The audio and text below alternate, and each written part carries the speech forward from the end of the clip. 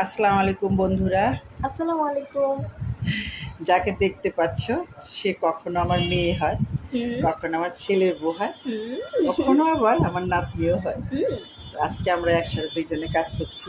আবারও এখানেও আমার নাত বউ হবে আর কি, হয় নাই, হওয়ার কথা। ঠিক আছে।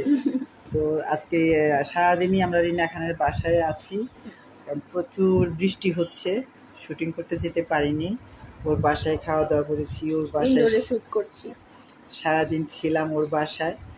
তো এখন আমাদেরকে ডিরেক্টর হৃদয় আহমেদ বলছে যে কালকে, সরি সরি, আমার ডিরেক্টর নাম হচ্ছে হৃদয় জাহান।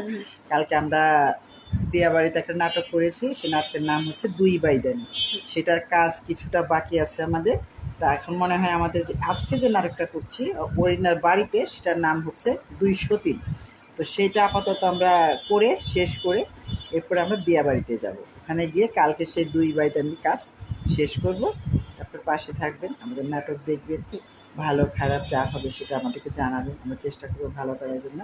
আর আমার এই নাতনি মেয়ে যাই হোক না কেন, ওর জন্য দোয়া করবেন। ওর যেন মানুষের মতো মানুষ হতে পারে, লেখাপড়া শিখে অনেক বড় হতে পারে, বাপ মায়ের দুঃখ দূর করতে পারে, এবং শিল্পী যদি সে হয়, অভিনেত্রী, সেজন্য সেখানেও নাম করতে পারে, সাক্ষ্য রাখতে পারে, ভালো শিল্পী হতে পারে। শিল্পী তো অনেকেই আছে, শুধুমাত্র অভিনয় করলে তো শিল্পী হওয়া যায় না, সে তাকে তাকে ধারণ করতে হবে। শিল্পীকে শিল্পকে ভালোবাসলেই না সে শিল্পী হতে পারবে। ঠিক আছে। আল্লাহ হাফেজ। ঠিক আছে, আল্লাহ হাফেজ।